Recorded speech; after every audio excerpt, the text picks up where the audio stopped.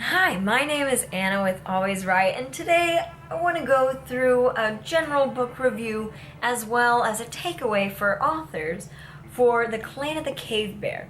Now, I'm only going to be talking about the first book in the series. I believe there are 6 books in this series in total. At the beginning, I'm going to go through the general outline and review of the book. So if you haven't read the book yourself, don't worry, I'm not going to give away any spoilers.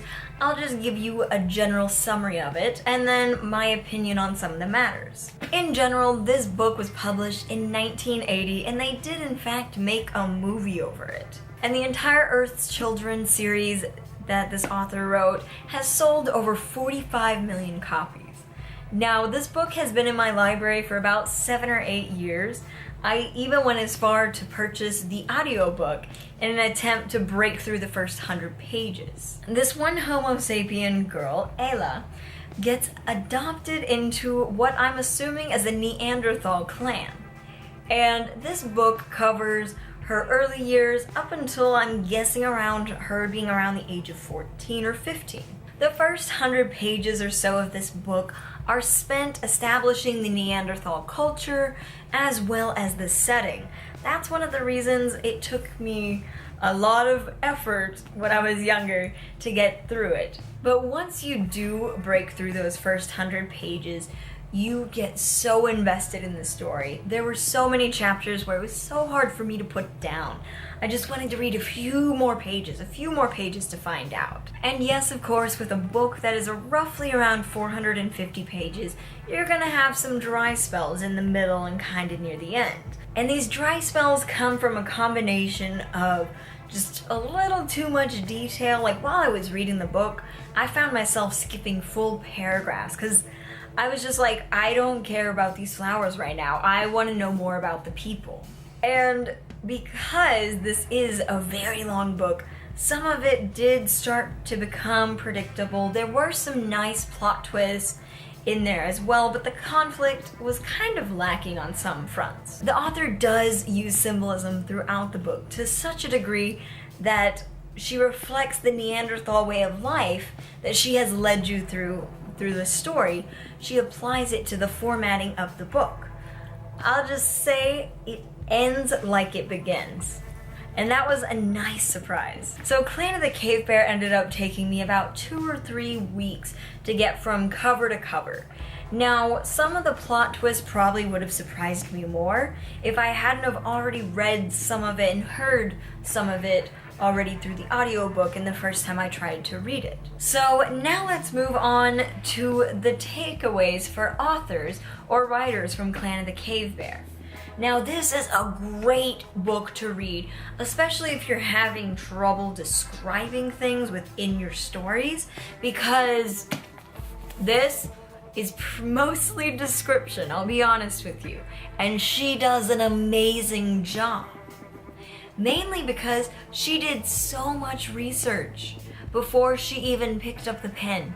She might have outlined it a little bit, but she probably didn't write a single word on a piece of paper towards the story until she had done her research and had a solid base for it. And because of that, she is able to create such a unique and different culture from one that we're used to now. In fact, in one part of the book, Auel, who is the main girl, she is described pretty much as a Norse goddess. She's blonde hair, she's thin, she has a waist, she has a straight nose, like typical description of beauty. And everyone in this book thinks she's hideous. She herself even thinks she's hideous. She sees a reflection of herself one time in the book, and it is so amazing to be able to see the twisted sense of beauty, because as you're reading it, you're sitting there and you're like, you know, she is ugly, even though she's probably like a blonde Angelina Jolie. By being able to describe just about every aspect of the Neanderthal life as well as the Ice Age period, you as a reader get transported into that world. You live through it with the characters. And as an author, That is dreams, that is goals right there, is to be able to transport your reader so completely into a world and a reality that you're sitting alongside the main character, agreeing with them, even though what they're saying goes completely against the reader's own social norms. And another great thing that has to do with perspective that you can take away here is that pretty much the main antagonist throughout this book, his name is Browd. You meet him pretty early on once it gets through the first 100 pages of description. And Browd is the upcoming leader. He is the leader's son, or the son of the leader's mate.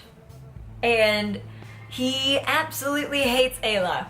The first time you meet him, that's established. That doesn't change. It doesn't transform into love. It's not that kind of story.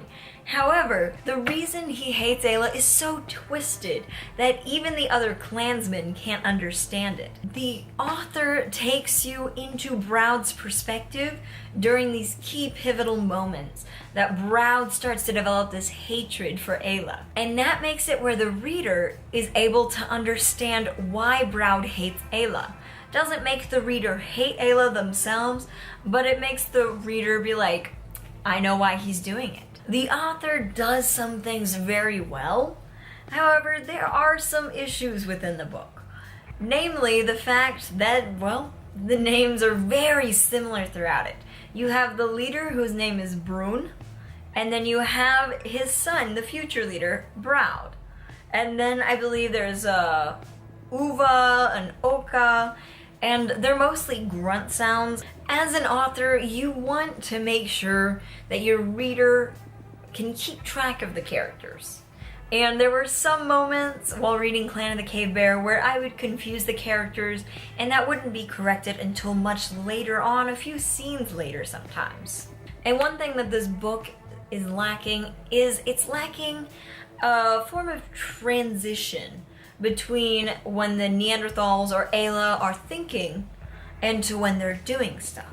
It's not italicized, there's no like apostrophes, there's nothing to indicate that the thought process has ended and that it's going into motion. Because the author doesn't really seem to separate even the tonal influences between thought and action. Finally, this book lacked some twists. And as I mentioned earlier, I had read the beginning once, listened to the beginning once with the audiobook before I completely read this book from cover to cover.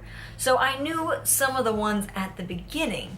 However, there were some later on in the book that would have me reeling. Like I had to put the book down for one of them near the end. But then I was able to pick it right back up, and the character just seemed to be like, well, this is life now, and it didn't affect the story. It was almost like when you're walking across a carpet and then you touch something and it shocks you. In that exact moment, it's shocking. You're just like, oh, but then you move on. You forget about it. Overall, if you need help with your descriptions, you need some inspiration, you just need a break from the usual books, I would highly suggest this book. They did make a movie out of it, but from what I've heard, the movie isn't up to par with the book. And it is a series, so if you do fall in love with the first book, you can go into the next 5 books. Or you can stop at the next one. I'm reading the second one of this series right now, and I've made it roughly about 10-15 pages in, and it's just not able to grab my attention like this one did. But this book, as a standalone book, is still a great book to read, and I highly suggest it. I will leave an Amazon link as well as a Barnes & Noble link for this book down in the description, and there will also be a cute little Audible link. It won't be supporting me, but it'll be supporting another YouTuber that's currently going through surgery. I believe you get a free audiobook the first time you use the code. Thank you all so much for watching. This is Anna with Always Write, and if you have any writing questions, feel free to leave them down in the comment section below. If you'd like to hear more book reviews or more writing advice, feel free to check out the subscribe button below. Thank you all so much for watching. Bye!